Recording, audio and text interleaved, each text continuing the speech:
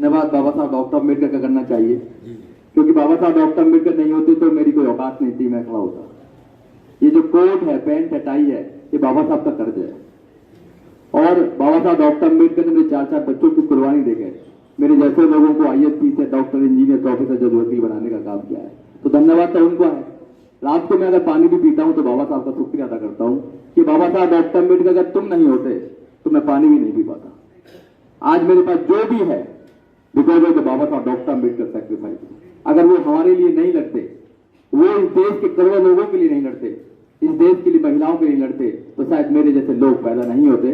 उनका शुक्रिया अदा करता हूं बार बार, और जब तक मेरे ब्लड का एक कतरा भी है उनका ऋण मेरे ऊपर रहेगा और पूरा जीवन में झुकाता रहूंगा। मैं चाहता हूं कि ऐसे लोग बने जो भारत को प्यार करें, भारत को अच्छा बनाए, और भारत अगर अच्छा बनेगा तो इस देश का नाम पूरी दुनिया के अंदर होगा। यही हमारी कल्पना है। हमारे बीच में चमन सिंह जी एडवोकेट हैं, वो भी आए। चमन सिंह एडवोकेट जी, वो भी अपनी बात को रखें। बाबा साहब अगर ना होते तो इस देश में जो व्यवस्था थी, ये आप सभी की नॉलेज में है।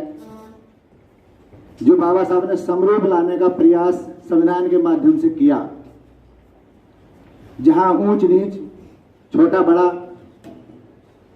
ये सारी व्यवस्था जो थी उसको पैरेलल लाने के लिए बाबा साहब ने कड़ा परिश्रम करके हमें जो संविधान दिया, उस संविधान को न केवल भारत में बल्कि पूरे विश्व में जाना जाता है। साथियों, अगर बाबा साहब ना होते तो इस देश की नारी जाति को कभी आजादी नहीं मिलती। स्वयं श्रीमती इंदिरा गांधी जी ने कहा था कि अगर मैं आज प्रधानमंत्री हूं तो बाबा साहब के संविधान की बदौलत हूं। ये लोकसभा में माननीय इंदिरा गांधी जी ने कहा था। साथियों, अगर हम बाबा साहब की पूजा भी करें तो वो कम है, क्योंकि जो उन्होंने इस देश को दिया उसमें उन्होंने ऐसा नहीं है कि पर्टिकुलर किसी जाति बरादरी के लिए दिया। इस देश की व्यवस्था को देखा, किस समाज को, किस वर्ग को आवश्यकता है, संविधान में सारी व्यवस्थाएं बाबा साहब ने की। हक अधिकार महिलाओं के हैं, बच्चों के हों, बुजुर्गों के हों या व्यवस्था रूपी हों, निहित करने का काम किया। आज हम अगर हैं, यहां खड़े हैं, अधिवक्ता में हूं तो बाबा साहब की बदौलत हूं। अगर नारी जाति का सम्मान है तो बाबा साहब की बदौलत है। अगर हम सुरक्षित हैं तो संविधान की बदौलत है।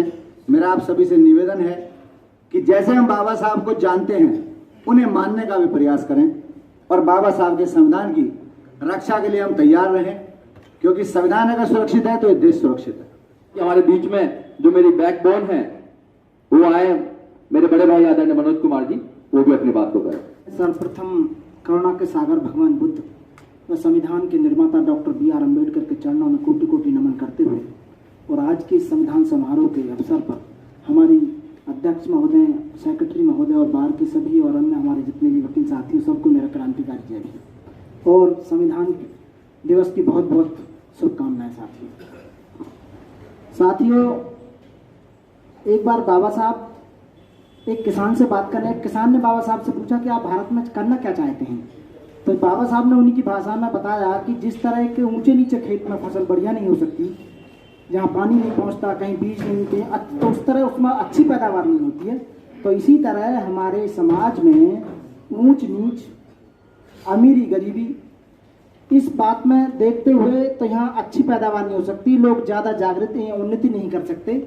तो मैं ऐसा भारत बनाना चाहता हूँ जहाँ समानता हो, भाईचारा हो, बंधुता हो। इस तरह का मैं भारत में निर्माण देखना चाहता हूँ। तो उस किसान को लगा कि शायद ये बाबा साहब ऐसा कर पाएंगे या नहीं कर पाएंगे। तो वो किसान उस दिन से उस बाबा साहब के वाक्य को रटता रहा और अपने बच्चों को अपने गांव में और वो रात दिन बाबा साहब के मिशन में लग गया कि मैं भी बाबा साहब के साथ में काम करूंगा और ऊंच नीच, अमीरी गरीबी को मिटाने का काम करूंगा।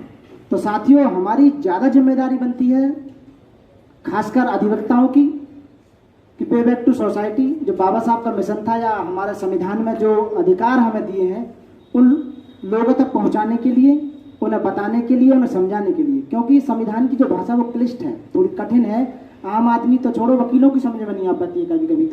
तो इसलिए उस संविधान की भाषा को समझाने के लिए गांव-गांव जाकर और उन लोगों को लाइब्रेरियों में जाकर हमारे अधिवक्ताओं की ड्यूटी बनती है कि वहाँ जाके सेमिनारों में इस तरह की वहाँ लोगों को बताएं, संविधान की भाषा के बारे में बताएं कि संविधान में तुम्हारे अधिकार क्या हैं, क्या दायित्व हैं, क्या कर्तव्य हैं, बहुत सारे आपके लिए क्या क्या इसमें संविधान में बाबा साहब करके गए हैं या जो संविधान हमारी समिति थी वो करके गई है।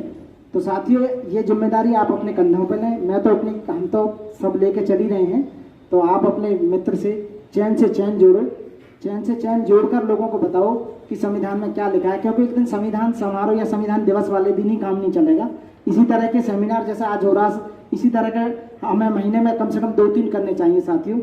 इसी के लिए मैं आपका शुक्रगुजार हूँ कि मुझे मौका मिला है कहने का। साथियों, जय भीम, जय भारत, नमो बुद्धाय। साथियों, आसमान नीला है और आसमान के नीचे जो भी लोग हैं, जो भी चीज है, सब समान है। आसमान किसी में भेदभाव नहीं करता है, आसमान किसी में डिस्क्रिमिनेशन नहीं करता है। इसलिए हमारा सपना है कि हम लोग एक ऐसा समाज बनाएं जो मानवता पर आधारित हो, जो मानवता पर आधारित हो, जो एक दूसरे की मदद कर सके।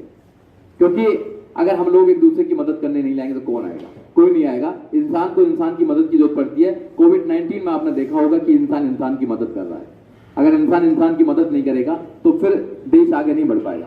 साथियों, अभी हम समापन की तरफ हैं, क्योंकि जल्दी समापन करेंगे इसको, कि और भी कार्यक्रम लगे हुए हैं। तो मैं एक वक्ता को बुलाना चाहूंगा कि डीपी मौर्य है जी, वो भी आए, अपनी 2 बात रखें।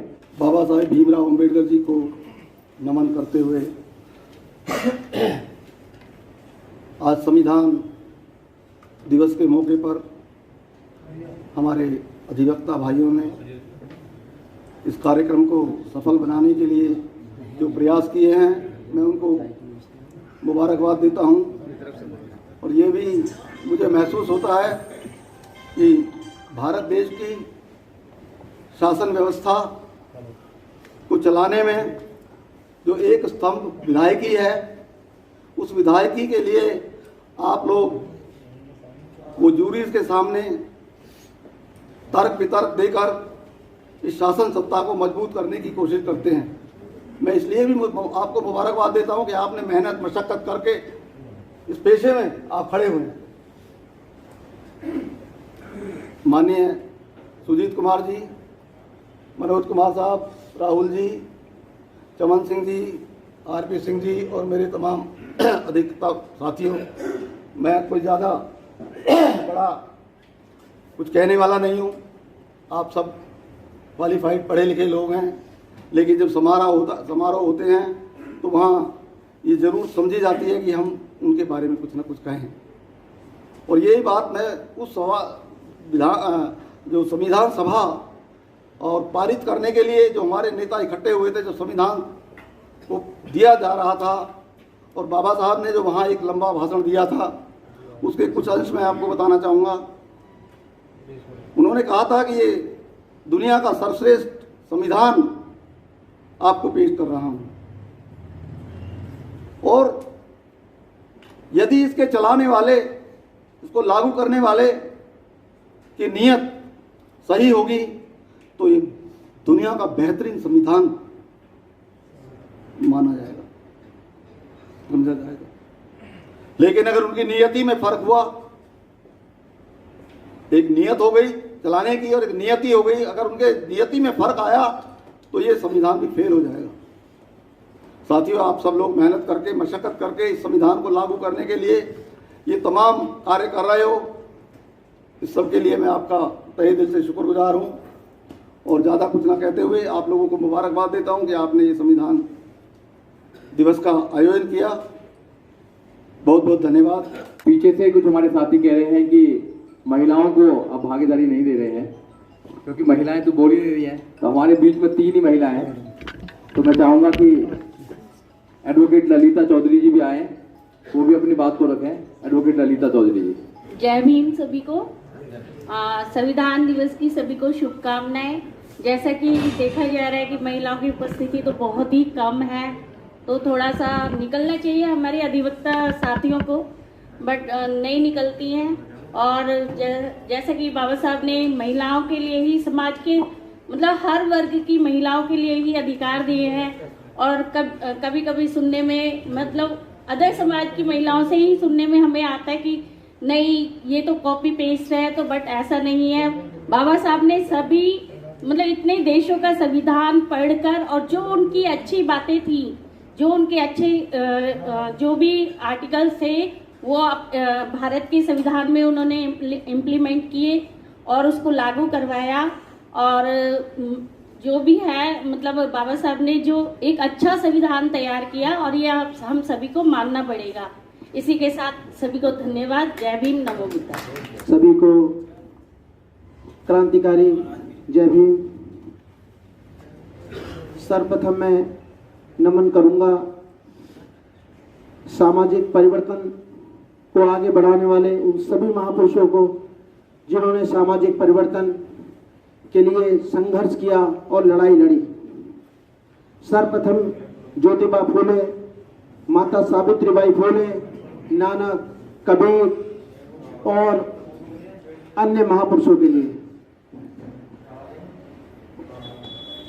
जो सभा में बैठे सभी लोगों को बहुत बहुत नमस्कार। आदरणीय सभी समाज के और सर्व समाज के लोगों को बहुत बहुत वंदन व नमस्कार। बाबा साहब को याद करूंगा जिन्होंने पत्थरों में जान, महिलाओं को सम्मान देने वाले और भारत को इतना महान संविधान देने वाले महापुरुष को दिल से और श्रद्धा से याद नहीं किया तो कुछ अधूरा रह गया।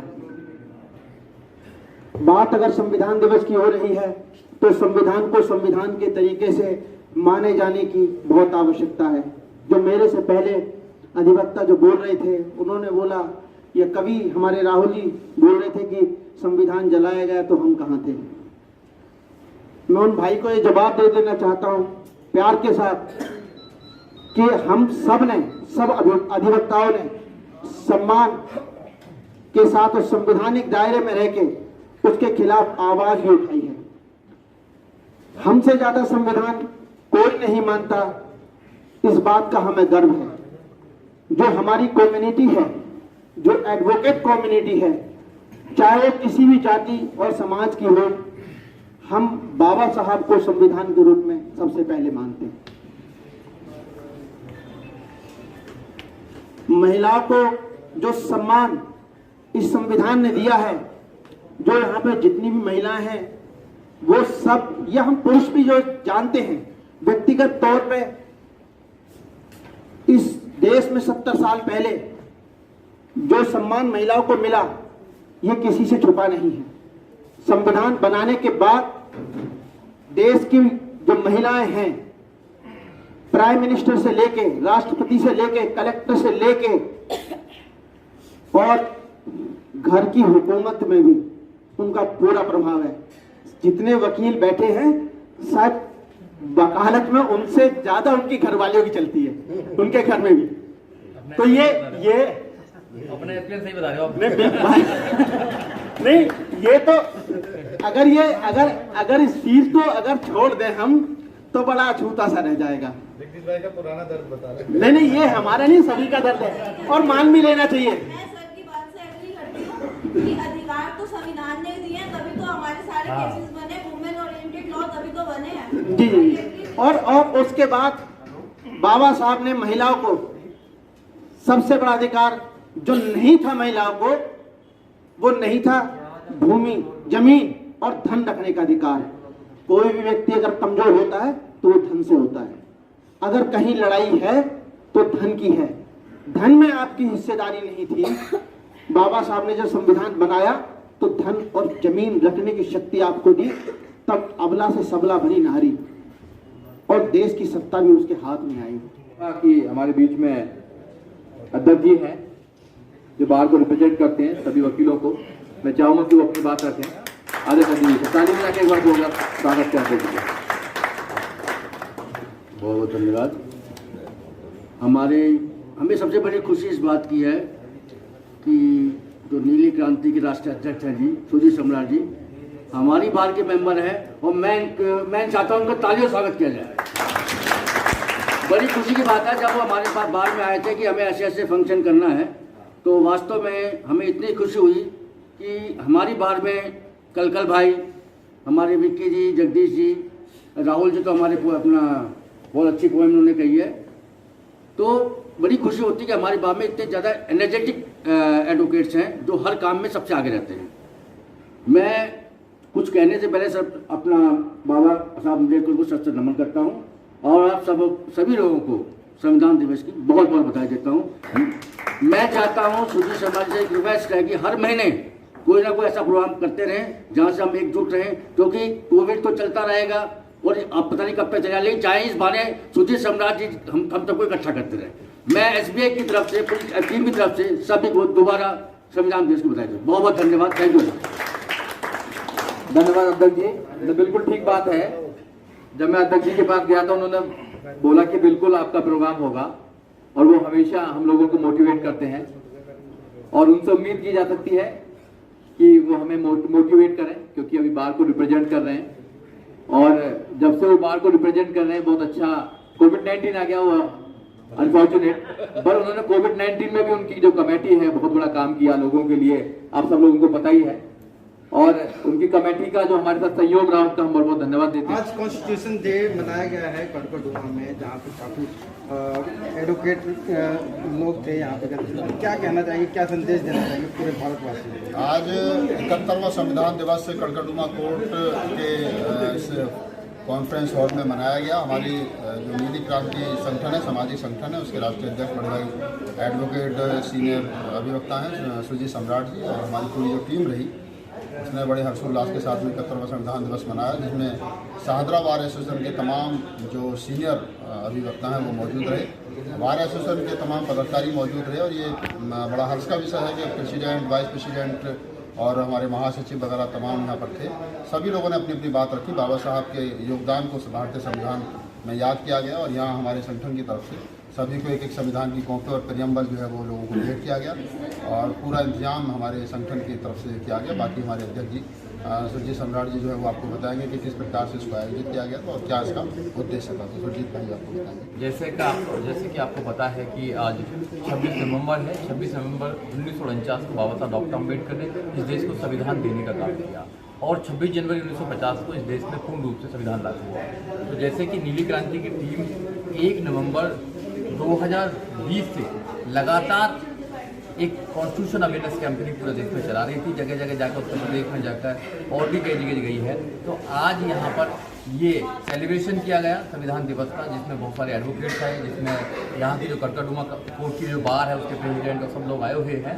तो जो नीली क्रांति के माध्यम से प्रोग्राम बनाया गया और नीली क्रांति ने बीड़ा उठाया है कि गांव-गांव जाके, घर घर जाके हर इंसान को संविधान के विषय में बताना है। और आज हमने संविधान की एक प्रतिलिपि उन लोगों को देकर उन लोगों से कहा है कि आप लोग उसको भी आगे बढ़ाने का काम करें और उनको प्रेमबल देने का काम भी किया है। जो बाबा साहब डॉक्टर अम्बेडकर का सपना था कि देश बुद्ध भारत बने, ये देश क्षमता, मैत्री, भाईचारे पर आधारित चले, क्योंकि बाबा साहब डॉक्टर अम्बेडकर का जो ऐतिहासिक भाषण है 25 नवंबर 1949 का, बाबा साहब डॉक्टर अम्बेडकर ने कहा था कि जो राष्ट्र है, राष्ट्र जब तक महान राष्ट्र नहीं बन सकता है जब तक उसमें जातियाँ रहेंगी। मगर अफसोस के साथ कहना पड़ता है कि हमारे देश में जाति जाति जाति और ये कभी नहीं जाती। इतनी सारी जातियाँ हैं कि बहुत सारी जातियाँ, जब तक जातियाँ रहेंगी जब तक एक महान एक राष्ट्र नहीं बन सकता है। अगर महान राष्ट्र बनाना है तो जातियों को खत्म करना पड़ेगा। और दूसरी बात बाबा साहब डॉक्टर अम्बेडकर ने कही थी कि राष्ट्रीय मुद्दा क्या बनना चाहिए। तो बाबा साहब डॉक्टर अम्बेडकर ने 25 नवंबर 1949 को कहा था कि जब सामाजिक और आर्थिक गैर बराबरी होती है